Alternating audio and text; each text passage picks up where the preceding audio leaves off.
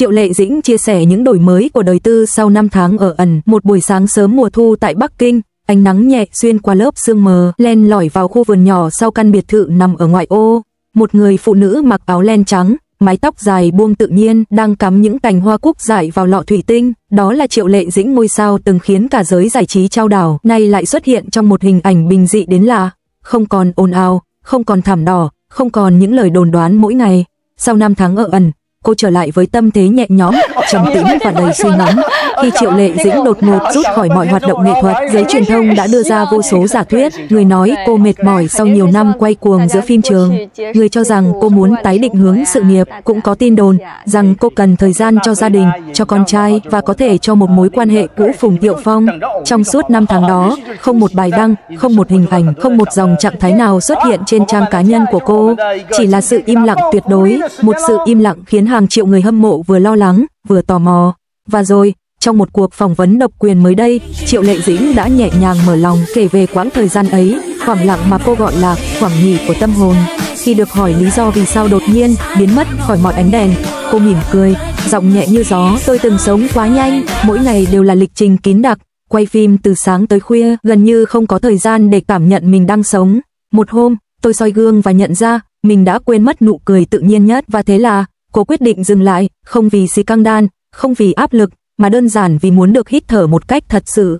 Tôi dành thời gian nấu ăn, trồng cây, đưa con trai đi học, đọc sách, học thiền và làm bạn với chính mình. Tôi muốn hiểu rõ hơn, Triệu Lệ Dĩnh không phải ngôi sao, mà là một người phụ nữ, một người mẹ, một người đang học cách sống chậm lại. Giọng cô nhỏ nhẹ, nhưng mỗi chữ như một lời thú nhận chân thành nhất.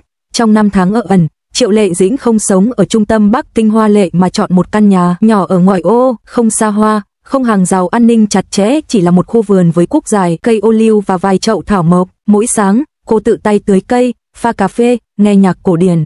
Tôi chưa bao giờ nghĩ việc ngắm hoa nở lại khiến mình xúc động đến vậy. Trước kia, tôi chỉ biết chạy, làm việc, cống hiến. Bây giờ, tôi học cách đứng yên và lắng nghe. Tôi nghe thấy tiếng lá rơi, tiếng con trai cười và tiếng lòng mình, điều mà nhiều năm qua tôi đã bỏ quên. Giọng cô chậm, trầm, ánh mắt rạng rỡ. Người ta nói, Triệu Lệ Dĩnh sau 5 tháng ở ẩn đã trở thành một người khác, dịu dàng, bình yên và sâu sắc hơn rất nhiều. Trong suốt cuộc trò chuyện, khi nhắc đến con trai, ánh mắt cô bỗng sáng lên. Thằng bé là người khiến tôi muốn trở thành phiên bản tốt hơn của chính mình. Cô kể, suốt 5 tháng qua, gần như mỗi ngày cô đều ở bên con, điều mà trước kia hiếm khi có thể làm được vì lịch quay dày đặc. Hai mẹ con cùng học nấu ăn, cùng trồng cây, cùng xem phim hoạt hình vào buổi tối. Cậu bé thường nói, mẹ ơi, mẹ không cần nổi tiếng, mẹ chỉ cần ở nhà với con. Câu nói ấy khiến cô nghẹn ngào. Lúc ấy tôi nhận ra, hóa ra những gì con cần chỉ đơn giản là sự hiện diện của mẹ.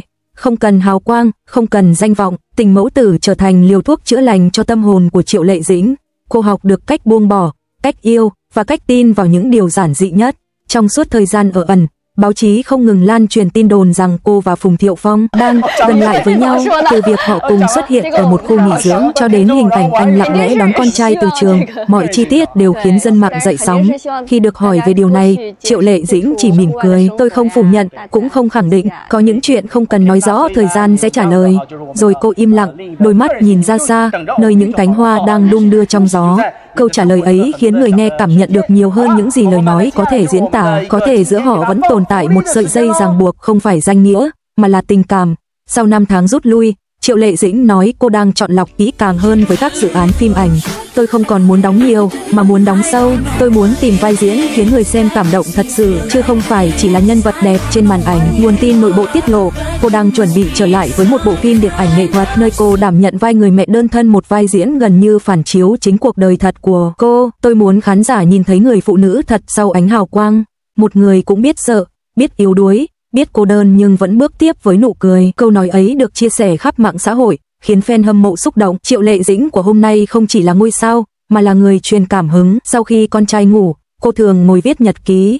Cô kể rằng, mỗi đêm cô ghi lại 3 điều khiến mình biết ơn. Một ngày trôi qua bình an, con trai cười thật nhiều, một cánh hoa nở trong vườn. Trước đây, tôi từng nghĩ hạnh phúc phải lớn lao, bây giờ tôi hiểu, hạnh phúc chỉ là khi mình thấy lòng nhẹ nhõm.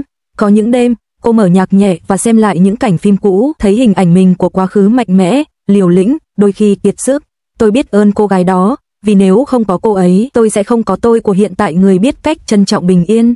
Người hâm mộ nhận thấy, trong những hình ảnh mới nhất, Triệu Lệ Dĩnh dường như phát sáng. không còn nét căng thẳng hay mệt mỏi, mà thay vào đó là sự điềm tĩnh, tự tin và sâu sắc. Tôi không muốn trở lại như trước nữa, tôi muốn sống một cuộc đời cân bằng, có công việc, có gia đình, có thời gian cho bản thân.